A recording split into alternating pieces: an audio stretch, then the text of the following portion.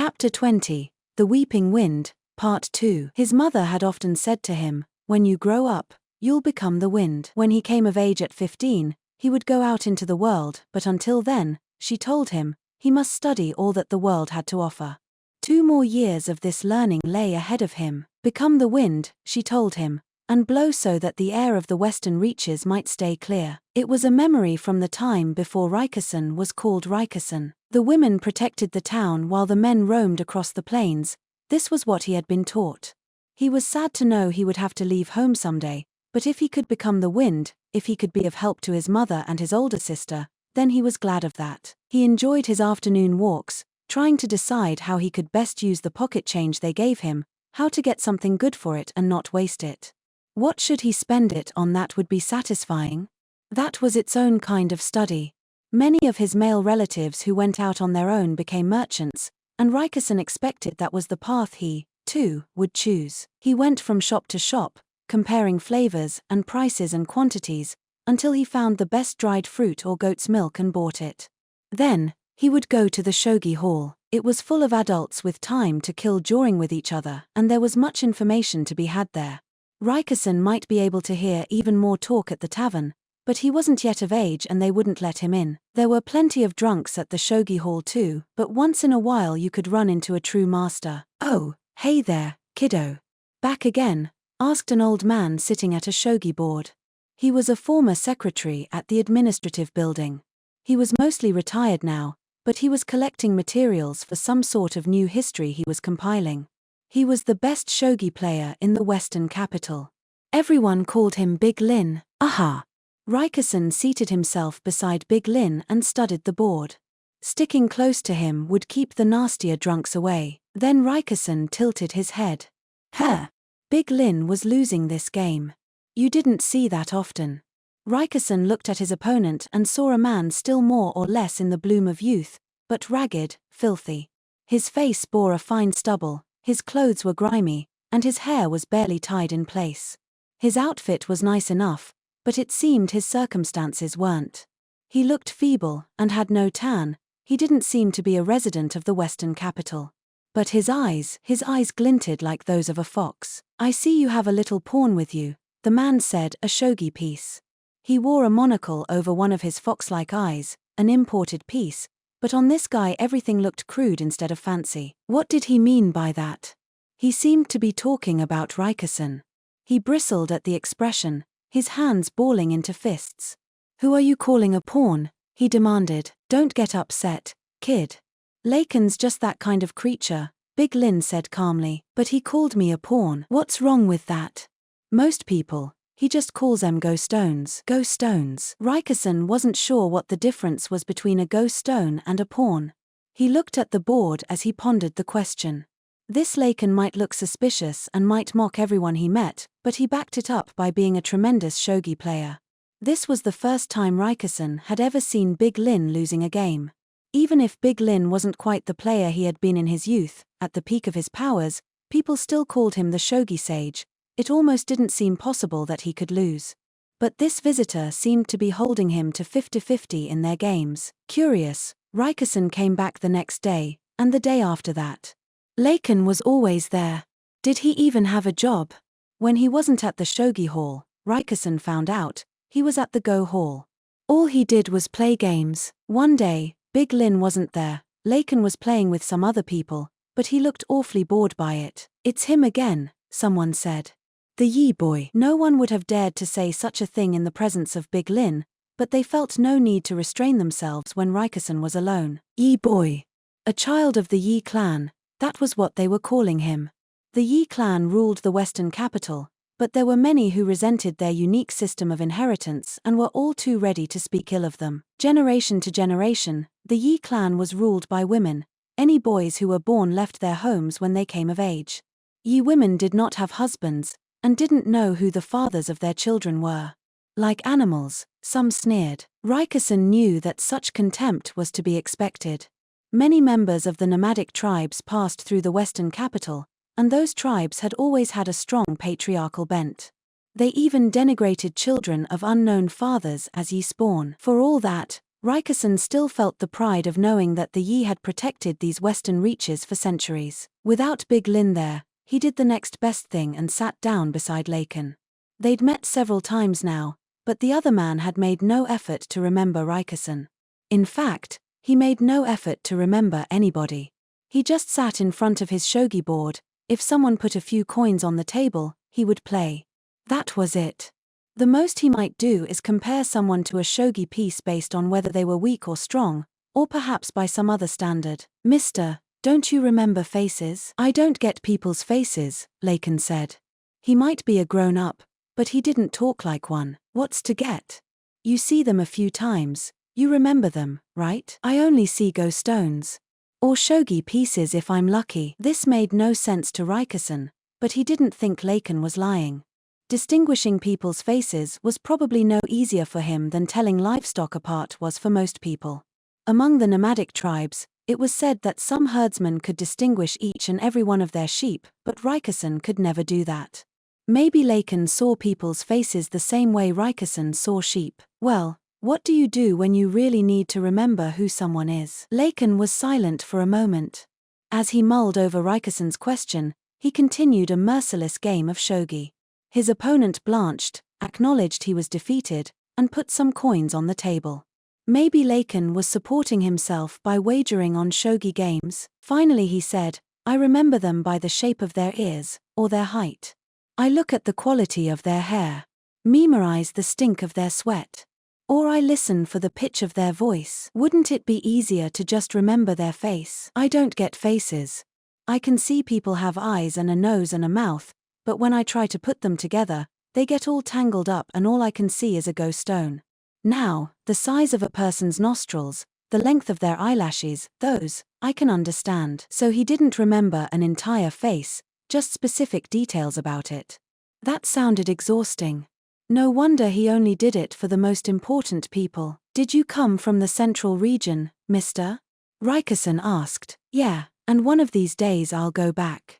I've got to. Laken casually smashed his next opponent as he spoke. The central region, Rikusen murmured. His mother had told him to become the wind and blow on his way, but would she approve of him going as far as the royal capital? If wind he was to be, he wanted to travel as far as wind might. Mister, he said. If I become big and famous in the central region, will you give me a job? Charem? You move up from being a pawn, sure. All right. It's a deal. His sister had taught him that it was always a good thing to make connections. Rikusen didn't know if he would become a merchant or not, but it couldn't hurt to get to know everyone he could. In the evenings, the whole clan ate together. Rikusen was surrounded by women. The bloodline produced a lot of them to begin with, and since the only other boy had come of age last year, Rikusen was the only male child left. There were 3 little girls, though, sisters born in successive years. Cousins of Rikusen. They looked much alike, the same father, perhaps. They were 3, 4, and 5 years old, and while the oldest had proved quite smart, the younger 2 couldn't really talk yet, and Rikusen often found himself obliged to look after them. His older sister was already past the age of adulthood and was accepted among the grown-ups. He listened to the adults talk as he fed his cousins. They spoke of food provisions, imported goods, and lease exports. Rikusen's mother was a central figure in the clan. Her younger sister, Rikusen's aunt, was the current ruler of the Yi. She had not borne any daughters, and as things stood it was Rikusen's older sister, well qualified by age and ability, who was next in line to lead. So people went out of their way to include Rikusen's sister in their discussions. From what he overheard, Rikusen gathered that foreign trade was in a bad place right now. They had been in the red for years, to the point that the central region was giving them a hard time about it. Long ago, they had produced copious quantities of high-quality paper, but these days there was only inferior stuff to be had. Paper, light and convenient to transport, had been a major product for them, and Rikusen's mother and the others struggled to find a replacement for it. Worse, there had been an insect plague in Isei province. The increased farmlands, themselves the natural result of the western capital's burgeoning population, were to blame. All the royal capital could see was the harvest numbers, and since those remained high, they refused to send any support. But the extra people meant even less food to go around. We should bring out the black stone, his aunt said. His mother, and his sister, and his mother's older sister, and all the women of the clan could only nod their assent. Rikason did not know what the Blackstone was, he just continued feeding bread to his 3-year-old cousin. In the evenings, his sister and mother would teach him the history of Isei province. When the nation of Li was founded, they said, the 3 children from the belly of Wang Mu, the mother royal, became the leaders of the 3 provinces. At first the Yi clan, which ruled the west, struggled terribly. In this land, the tendency to put men ahead of women was especially strong. People mocked the Yi because their progenitor was a woman, people took advantage of them, and at one point it seemed the clan might fall apart. Sycophants tried to steal their name with flattery, while others sought to do it through force. So, in order that their clan might not be seized from within, they adopted a matriarchal system. They did not bring husbands into their houses. All their successors were women. Special roles emerged for men of the Yi clan. One of them was to become the wind. The wind, or again, hearers of things. They went here and there in Isei province, gathering information. As merchants, as nomads. Those who became nomads later came to be known as the Wind Reader tribe, and could employ birds and keep the bugs at bay. Only, there had been a miscalculation. The Wind Reader tribe had been destroyed decades ago. There had been several Wind Reader tribes, and one of them ceased their regular communication with the Yi. 4 years, decades, then centuries, they maintained their separation from the clan. The Yi would occasionally send a boy to try to strengthen the bonds of blood, but there were no guarantees that the tribe would swear allegiance to a former clan leader indefinitely. Eventually, there appeared some who sought to profit by communicating with other countries. Then came the attack. The Wind Reader tribe that was no longer communicating with the Yi was tragically annihilated by another tribe. Some idiot had decided that the ability to control birds must be passed down by blood and had kidnapped one of their women, trying to gain the power for himself. Then, in order that he would have a monopoly on the power, he killed the others and sold any survivors into slavery. The Yi could not abide the wind readers who had spurned to communicate with them. They broke up the remaining wind readers as well, sending those with any useful abilities to live in town. Once in a while, Rikason understood, they also quietly disposed of anyone who would misuse the tribe's avian practices. If the Wind Reader tribe had continued to exist, another choice would have been open to Rikason. He could have wandered the plains as one of their members. Rikason's mother and sister never did teach him how to handle the birds, but they taught him how to ward off the insects, and told him about how things worked in the farming villages that continued to dot the area. If another plague broke out, the Yi men who lived around the province would be better prepared than anyone. One of the men who had left the Yi clan often visited Rikason's house. He was a broad-shouldered, middle-aged man with a gentle smile. His name was Gyokuin. In the western capital, he was sometimes called the New Yu. He had a full, kindly face, and he often gave Rikason candy. He looks like a very intelligent boy. Might I take him as my son? He asked Rikason's mother. Please. You're joking, she replied. People already laugh at you, say you have too many wives. You old womanizer. So long as I can keep my wives and children in style, there's no problem. Rikason found he was surprised by this revelation. For all his modest looks, Gyokuin loved women. Gyokuin was an important merchant in the western capital. He had begun producing textiles and pottery to export instead of paper, and controlled the importation of glassware. He began making grape wine in Isei province and sold it alongside the foreign kind. Some people with highly cultivated tastes preferred the imported wine, but there was also a market for the much cheaper, less acidic local variety. And there you have it. I'm going to be taking a visit to Shao to do some buying, in order to support my wife and children. Well. Can the household survive with its master gone for so long? My children are now mostly grown. My eldest has a wife and child of his own. Anyway, so long as my quick-witted wife is around, everything will be taken care of. I've heard about your oldest son. They say he's very capable. Yes. He's an excellent worker. But I do have some misgivings about him. Like what? He's set on helping the Western capital flourish, and I applaud that, but at the same time he has an exclusionary bent. He hates foreigners. Gyokuin's normally composed face darkened. This eldest son of yours, his Sibo's child, isn't he? Surely you don't need to worry about her boy, Sibo. Only my family uses that name, and only in private. How do you know it? Ha! People talk, you know. They say the new Mr. Yu has many concubines, but treasures his true wife most of all. Rumor is that he disregards the Western chieftain and calls his wife Sibo, the Western mother. Raikusen's mother grinned at Gyokuin, who couldn't help but smile in response. It seems you've got me there, he said. But enough about my family. There's something more important afoot. Have I heard correctly that you've begun giving out the black stone? There was that phrase again, Raikusen thought. Yes.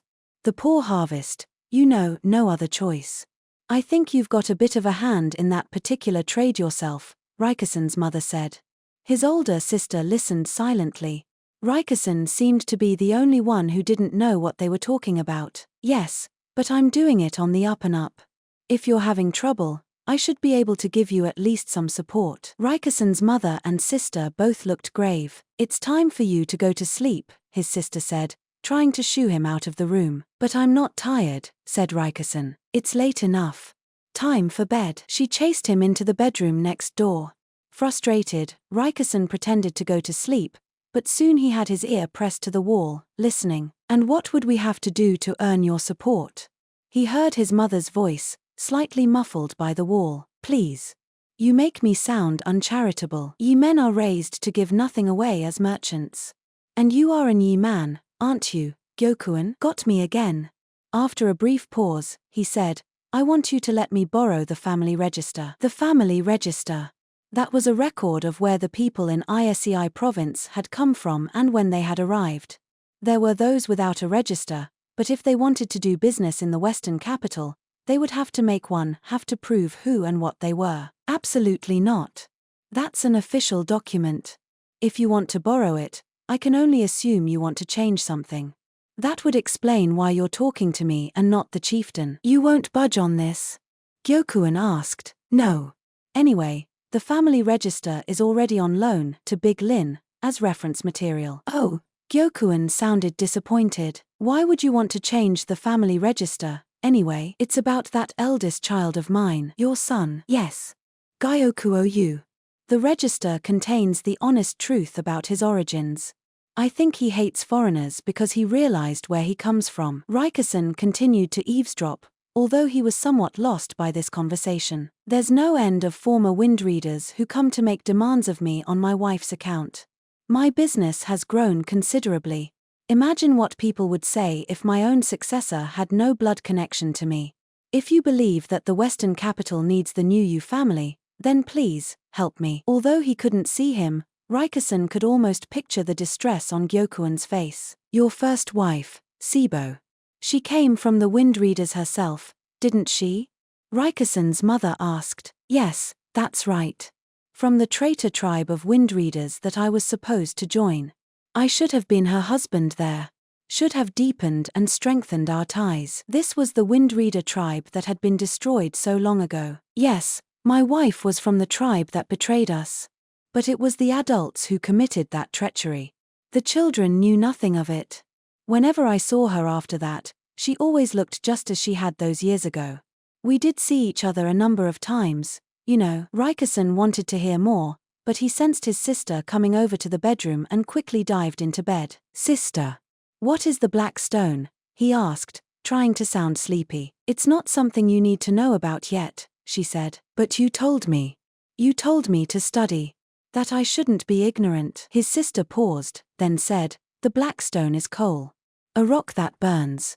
We have to dig and dig and dig in the Western mountains for it. What makes it so special? When there's a bad harvest, many families barely have enough to eat and can't buy fuel, right? Aha. We give it to those families.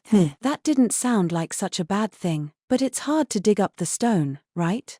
Raikusen asked. Yes, very hard. We use slaves. Slaves? His sister didn't look very happy about it. We don't want to, but we do.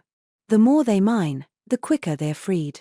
I've heard that the quickest workers get out in 5 years. What about the slowest? Decades. Some of them used to be wind readers, you know, and them. You won't let them go? His sister shook her head. They betrayed us. Your late grandmother happened to find them as slaves and heard the story. They said they'd planned to take the secret of how to use the birds and go to another country with it. They said it was foolish, having women rulers and making the men leave. Over such a long time as nomads, I guess they started to think that other lands were right to put men ahead of women. And that's why Grandma sent them to the mine. Yes. She thought that if they dug well, she could free them. She bought several more former windreader slaves. But those people said they'd been tricked.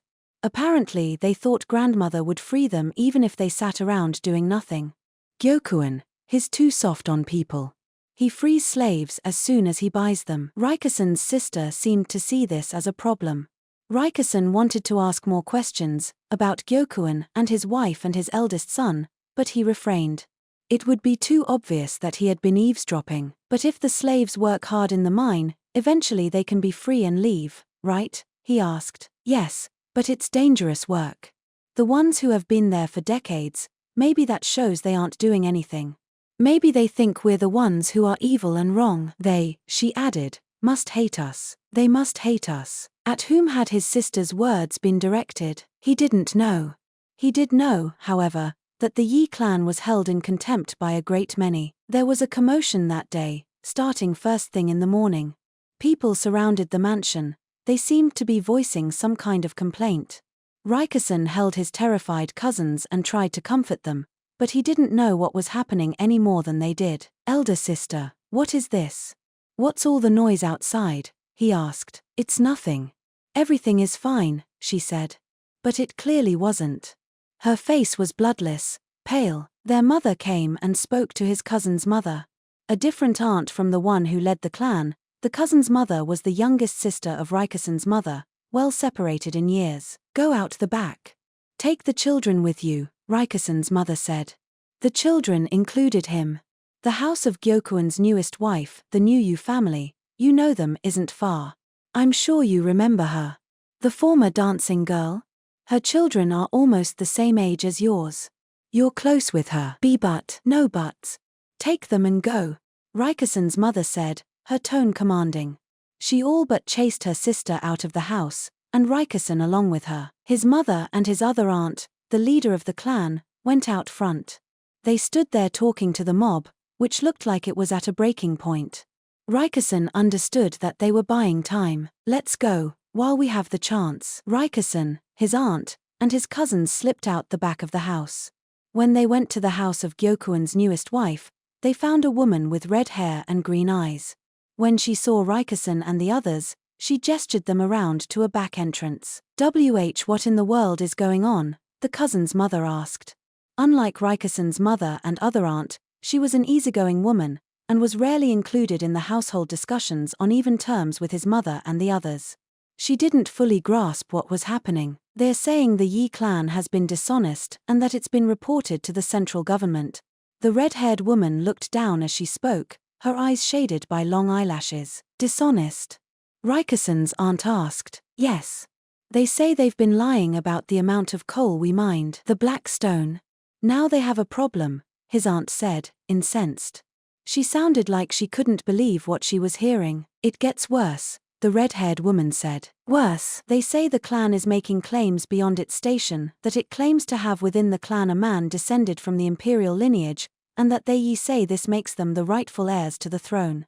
And so an imperial edict was issued, for the destruction of the traitors who would usurp the imperial family. No. That's not possible. Rikusen's aunt and the red-haired woman glanced at him. Surely the charges are false, the woman said. Of course they are. But who is the father? Well, the Yi clan had a custom of not being explicit about who a child's father was. This had been the way of their clan ever since. One time, a man had appeared claiming to be the father of the chieftain's child in a bid to take over the clan. Even Rikusen didn't know who his father was. It's true that my sister went to the royal capital sometime before the boy was born, but the times don't match up. He can't be an imperial child, and we certainly can't insist that the father identify himself. His aunt was right. The Yi clan would never force a father to come forward and identify himself. Rikusen had relatives who were suspected of being the children of actors or foreign dignitaries, but no one said anything publicly. That was how the women of the Yi clan did politics. I can't believe the central government would be foolish enough to take such a claim at face value and to threaten to destroy us over it. Who even sent them such bogus claims? I heard, the red-haired woman started, and then she paused. My family's Master Gyokuin's seal was used in the letter. What? The aunt's eyes went wide. Rikusen's little cousins, distressed by their mother's outburst, began to cry. He could do nothing except try to comfort them. Are you okay? Asked a little girl, coming over to them. She had red hair and green eyes herself. She began to comfort the young cousins. You, dear, would you take the children inside and entertain them? Yes, mother, the red-haired girl said, taking the cousins by the hands. She tugged on Rikusen's hand too, but he shook his head, refusing. Then you're saying Master Gyokuin did this? Rikusen's aunt demanded. No. My honored husband is on a trip to distant Shao. I'm sorry. I really don't know anything else about it, the red-haired woman said. Then, come, you must change. I have a nursemaid's outfit, you can use that. The way you're dressed now, everyone will know you're from the Yi clan. Rikusen's aunt crumpled. The cousins were led away to a children's room. Rikusen wondered if it was safe to trust this red-haired woman, and then he understood which one of them should absolutely not be there. No, stop, the red-haired woman said, trying to hold him back, but he brushed her hand away and returned to the mansion. To talk of the mines was to talk of the black stone. Everything his mother and the others were doing, they were doing for Isei province. But the royal capital, which judged everything purely on the basis of superficial numbers, didn't understand that. The second problem, the false charges, Rikusen was key to it. If I'm there, even if he went to them, there was nothing he could do. And yet he had to go. An inexplicable sense of duty compelled him. The mob was pressing in around the mansion. The people had knocked down and jumped on top of the guards, beating them with all their pent-up fury. Some onlookers hooted and shouted. Others looked pained by what was happening, but no one moved to help. You never know what people will do in extreme circumstances. That was something his mother had told him. The atmosphere was almost festive. At times, people found violence pleasurable, and there were those who found the Yi clan repugnant, disgusted by the women who dared to rule the western capital. Rikusen heard a shout like rending silk. Was that? No, it wasn't. It wasn't his older sister. Nor his mother. He recognized some of the voices, but as terrible as it seemed, Rikusen had his priorities. Pushing past men fixated only on violence and looting, he headed for the room where his sister and mother always were. Female clan members reached out, but he went by, silently repeating, I'm sorry. Now that these men had an excuse, they had turned into devils given over to their hunger. Rikusen was bathed in sweat. His clenched fists were soaked, he panted and his tongue hung out of his mouth like an actual dog. The more water his body excreted, the more parched his throat became. Each time he seemed about to cross paths with someone, he quickly hid. Despite his efforts, though, he was pinioned just outside his mother's room. Rikusen kicked his feet, struggling. What are you doing here? Someone whispered. It was his sister. Her face white, she clapped a hand over Rikusen's mouth before he could shout. She looked different, somehow, from usual. She'd bundled up her hair and tied it with a scarf and was wearing men's clothing. Older sister. Where's our mother? Why are you dressed like that? Mother's inside. And I'm just borrowing your coming-of-age ceremony clothes. What? It was the outfit they had made for Rikusen's coming-of-age 2 years hence.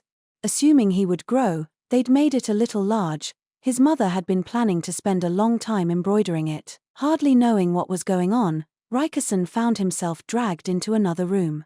His mother had a sword in her hand, the tip soaked in blood. Men lay dead all around her. Mother, Rikusen said, but before he could speak further something was shoved into his mouth. His sister had torn up some cloth and rolled it up as a gag. Rikusen almost choked. Shut up, be quiet, his sister commanded. You talk too loud. You mustn't be noticed. You absolutely must not, added his mother. She and his sister bound Rikusen's hands and feet and stuffed him into a large chest. Then they closed the lid and placed a heavy stone weight on top. You must protect the western lands. That's what the Yi men do. Employ any means, use any people you must. His sister smiled. He could see her teeth. Are we safe from fire here? Yes, I should think so. There's not much that will burn, and I'm sure they want to use the building again, anyway. Rikison didn't know what they were talking about. He could only stare out through the woven mesh of the chest. This doesn't look half bad on me, does it, Mother? No, not at all. I think that's exactly what he'd look like in a few years. Now, don't speak. I know. Rikison understood then what they were going to do. At that moment, he was the only male child in the Yi clan. If it was true that the mob believed the clan were imperial pretenders, they would come after Rikison. His sister meant to serve as his body double. Rikison made another choked noise, but the gag kept him from crying out. His hands and feet were bound and he couldn't move. But he could hear the mob drawing in, the bestial yells and the smell of oil and blood. His mother brandished the sword. Her swordsmanship was like a dance, the tip of the blade tracing perfect arcs through the air, but the strokes were light, ephemeral. They only nicked her opponents. Stop. You have to stop this. Rikison bit down on the gag. Spit spilled around the edges, the bottom of the chest growing slick with saliva and tears. He couldn't do anything, and it agonized him. He didn't want to remember what was about to happen to his sister, to his mother. But the face of the man who would perpetrate that outrage, his face, alone, Rikison had to commit to memory. He couldn't blink. He knew that face. A member of the New Yu family he'd seen just once, on a visit to their household. Gyokuin's eldest son, the front teeth glistening with saliva. The tanned skin. The bony hands. The shape of his ears and the quality of his hair. His voice, which carried like an actor's. Rikison didn't just remember his face. He used all 5 senses to drink in as much information as he could, packing it into his brain. So that he would never forget. As this man did his violence, there was righteousness in his eyes. An egoistic, worthless justice prepared to do anything, even evil, if it was necessary. But also, a justice that would do anything to protect what mattered to him. The Yi clan was about to be destroyed on a twisted pretext. Rikison's emotions boiled within him. He felt as if a hot stone were being pressed against him. All the water seemed to be evaporating from his body, and yet he was still so hot that he felt he might begin to steam. He did this. The man grabbed Rikison's sister by the head, dragging her along by her hair. Rikison wanted to beat the man. He wanted to kill him. But he couldn't. Even if he could get out of this chest, the man would slaughter Rikison before he could land a blow. His sister and mother had known. That was why they had shut Rikison in here. Why they had tied him up so he couldn't do anything. No more tears came to Rikison's eyes. He only cursed himself for his weakness, for being small and stupid and unable to do anything. The rage and the curses were too much for Rikison's mind, and at some point he lost consciousness. He was brought around by a sound. Were the men, the mob, still there? He couldn't bear it any longer. Whatever it took, he would kill them. Rikison began to flail in the chest like a potato bug. Eventually, he succeeded in causing the stone weight to fall off the lid. He crawled and shuffled and pressed his face into the ground until he managed to get the gag out of his mouth. Then he shouted in a hoarse voice, "I'll gill you." Rikison glowered as hard as he could at a man in front of him who was kneeling before the battered corpse of Rikison's mother and weeping. How could it turn out like this? The man asked. He was plump.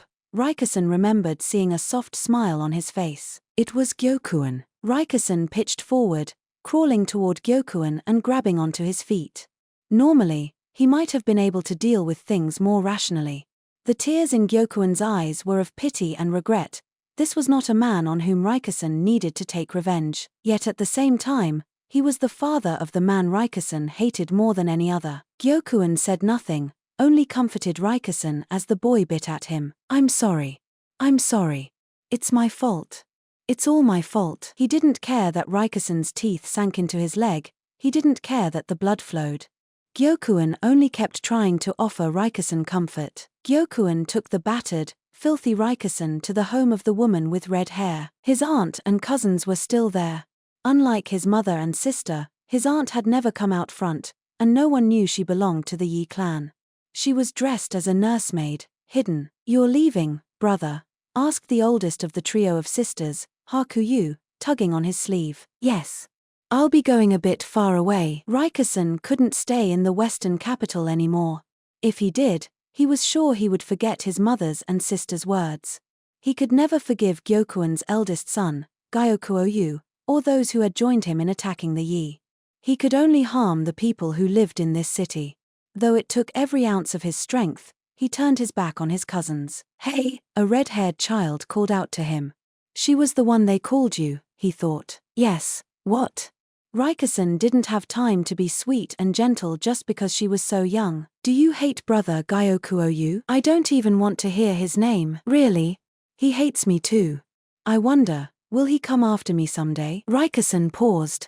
If he does, maybe I'll help you. If I feel like it. With that, Raikkonen boarded his carriage. The carriage clattered along, carrying Raikkonen to the port. Much as it angered him, he had no choice but to turn to Gyokuin for help. A child of 13 had no way to support himself on his own. There was someone in the capital, he was told, who'd once belonged to the Yi clan. This person had just lost a son Raikkonen's age, a boy who looked much like him, and this person was willing to take Raikkonen in. Don't worry about the family register. You can simply take over his name, Gyokuin said. He didn't intend to make the same mistake twice. Raikkonen still held a grudge against Gyokuin. This man had called himself the source of it all, so Raikkonen thought he had a right to know why he and his had been attacked. Someone from the Yu family did it, while you were away. Why? Was it your oldest son? Raikkonen demanded. Gyokuin, distressed, whispered, yes. Oyu, it was Oyu. My other sons had no hand in this. Why? Why? Why would he do something so awful? The register. I think he wanted to bury the truth. The uprising was a perfect cover. That boy, he's not mine by blood, you see. His mother was a former slave, and his father is a foreigner. As a survivor of a former Windreader tribe, maybe he hated the Yi clan. I know what you mean. Raikkonen remembered the talk about lending the family register to Gyokuin, about changing it, and he tried his best to put it all together in his head. You think you can escape the blame, just because he's not your child? Gyokuin shook his head. All the blame lies with me. I should have acknowledged Oyu as my son from the start. I should have made sure everything was in order so that nothing would trouble him. Then you shouldn't have kept collecting concubines. No wonder they call you womanizing you. Raikkonen spat. Gyokuin shrank into himself. Gyokuoyu wasn't your real son, but you kept giving him little brothers and sisters. Isn't that why he thought it was worth instigating a rebellion over a stupid family register? You're right. Yes, you're right. But it's not just Oyu. None of my other children are mine by blood. What? Raikkonen was set back on his heels. When the man had so many wives and offspring. How? I think it may just be that I'm not physically able to produce children. My first wife gave birth to Oyu, yes, but she and I were never able to conceive a child together. I feel terrible, but though I tried with others, it was never any use. Raikkonen worked his mouth open and shut. So all of the others are. What about that girl, the one they call you? A merchant with no offspring could never hold his head up. I sought out widows who were already pregnant, the most intelligent women I could find. Gyokuin looked out the carriage window. Life in the western capital is hard for a mother and child with no husband or father to care for them. But that vulnerability was also an opportunity. As a merchant, I offered an absolute contract. I guaranteed to provide for them and their children, and in exchange the mothers would furnish me with their skills in a particular field. Moreover, Oyu alone was to be my true son, so that no one would get any ideas of taking over the family from him. That part was a secret from my children. So they all believe I'm their real father. Or at least they did. But Oyu found out. He discovered he wasn't my son by birth. And there were many who threatened to use the truth of his circumstances against him. Raikkonen looked, and saw only a plump man holding his head in his hands. Money shut most of them up, but some wanted more. It was my intention to simply always treat Gyokuoyu as my true son. But all Gyokuin's work had been in vain. Even once he knew I wasn't his father, Oyu continued to act as if I were. So I taught him things. Told him things that would help him. Raikkonen could not have cared less. If he found room to sympathize, Then he would have to forgive, and if that happened, then he would prefer never to have heard any of this. In the course of conducting business alongside me, Oyu began to fixate on the Black Stone. Many of his supporters in this rebellion were people who bore a grudge against the Yi clan, including many former windreaders. Many of them had been working in the mines, you understand. That must have been where Gyokuoyu had learned of the deception around the quantity of black stone being extracted. So the whole reason he brought down the Yi clan was because of the windreader's misplaced resentment. Aren't you going to punish your son? If you're an Yi man, if you're a protector of Western capital, then you can at least do that much. Yes, a desire for revenge as a member of the windreaders was one of his reasons. Destroying the family register was another. But there was a third. How many reasons did he need? Gyokuen looked at Rikusen. Oyu was under the misimpression that a child of the Yi clan was my true son. At that, Rikusen bit his lip. He looks like a very intelligent boy. Might I take him as my son? Gyokuen had wanted to take in a Yi child. Rikusen had heard him negotiating with his mother himself. Had that offhanded joke motivated the destruction of his entire clan? That was why Gyokuoyu had invented the talk about the imperial bloodline, to wipe out Rikusen. His sister had been a fool. It was she who should have survived, not him. She was so much more important. Why had she let Rikusen live? And why should he speak to Gyokuen now? Rikusen was seized by the desire to throw himself at Gyokuen and beat him to a pulp. They were in a carriage, maybe Rikusen could fling him out of it. Gyokuen still had the wound on his leg from where he had bitten him. Even a child like Rikusen could kill one portly man like Gyokuen, if he was willing to go down with him. He remembered what his sister had said. You must protect the western lands. That's what the Yi men do. Employ any means, use any people you must. Rikusen couldn't let himself die here. In order not to harm the western lands, he would go to the central region, to a place where no one knew who Rikusen was. He bit his lip and let his nails dig into his knees. Somehow he managed to swallow the killing urge with the saliva in his mouth. Was the last reason the central authority? That stupid imperial edict. He remembered the red-haired woman talking about it. The emperor must be incompetent. He thought he remembered hearing that the Empress Dowager was in such thorough control of politics that people called her the Empress Regnant. Without the fig leaf of that edict, Gyokuoyu, even Gyokuoyu, wouldn't have been able to destroy the Yi clan. I'm given to understand that that edict wasn't what the government really wanted. Excuse me? Rikusen said, aghast. What? Had they somehow accidentally issued the wrong edict? It bore the Emperor's seal, but not that of the Empress Regnant, the Empress Dowager. So it had been issued by the puppet, not the puppeteer? Was that the problem? His Majesty's health has been poor for some years now, and his mother, the Empress Dowager, is no longer a young woman herself. And with one poorly conceived edict, they knew the accusations of imperial bastardy were unfounded, but the deception about the quantities of black stone that had been mined, that couldn't be hidden forever. Why yes, but so the Yi clan bore fault as well. The way they had shored up poor harvests and bad circumstances with the black stone had worked until now, but it was bound to fall apart eventually. That's why I am going to take this opportunity to seize mining rights from the central government, Gyokuen said. What? The pudgy, frail man had fire in his eyes. The government doesn't understand coal's true value. In the royal capital, it fetches a mere fraction of what it's worth here. And therein lies an opportunity. You mean, I will use that poorly conceived edict as my bargaining chip. It left a power vacuum in the West, and that is a grave problem. Now Rikusen saw in Gyokuen's eyes the assurance of a merchant in his element. When I bring you to the central region, I will also appear at court as a member of the former Yi clan, to formally protest. This was done under my seal, so I bear responsibility. But that would mean defying the government. What? What would happen to you? To your family? Rikusen didn't care in the least what happened to Gyokuen's idiot son Oyu, but then there was his wife, the woman who had harbored his cousins. She might not be related by blood, but he didn't want to see her dragged into this. Here, look at this. Gyokuen produced a basket from the floor by his feet. Inside were several pigeons. This is why I sought to expand my business. He who controls the information controls the markets. They can hang me for my remonstrance, it won't matter. The birds will let my family know before anything can happen to them, and not one of my wives is a weak woman, to be easily undone. We will not be snuffed out. He pounded his belly as if it were a great drum. Still not convinced. No. Not yet. Rikeson's mind and emotions couldn't keep up. He was still a child. He couldn't tell whether an adult was lying. In that case, allow me to suggest some paperwork. What do you mean? I'm a businessman.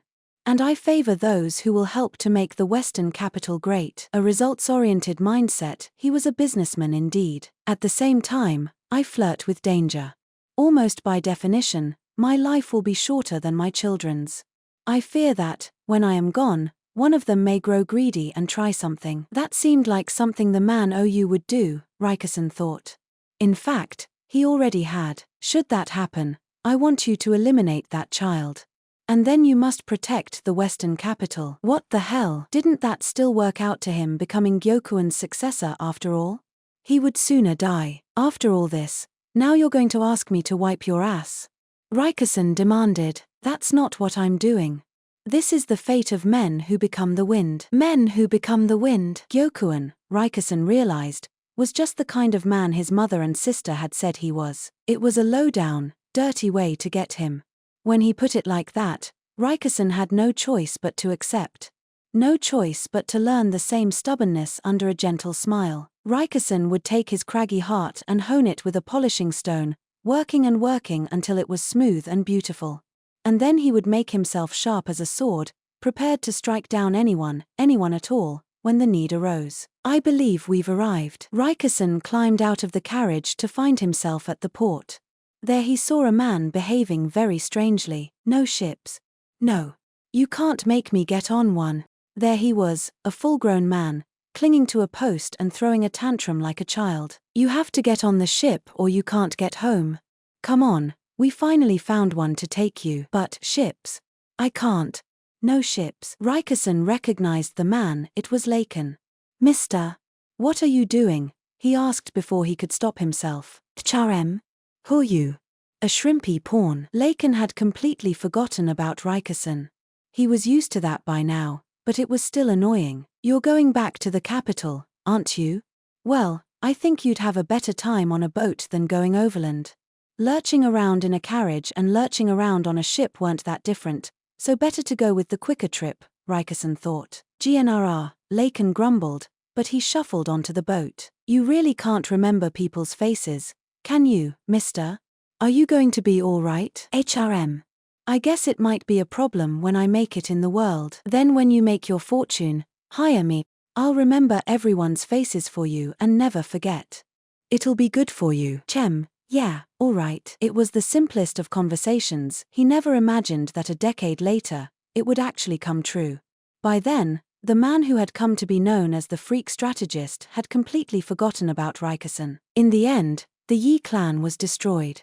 Even in the face of a formal protest, the central government didn't acknowledge that the imperial edict had been mistaken, but they seemed to have reached a compromise. Witness. Item. Survivors of the Yi clan would not be hunted down. Item. The name Isei, the Western Yi, province would be retained. Item. Gyokuin, not of the Yi clan but formerly of the Yi clan, would rule the Western capital. Item. Isei province would not pay taxes on the coal it mined as a form of hush money. Unofficially, of course, the Yi clan remained disgraced, but Gyokuin had chosen the flourishing of Isei province over honor. As much as it pained Rikeson to admit it, Gyokuin was his foremost model of a man who sought the good of the Western capital before all else.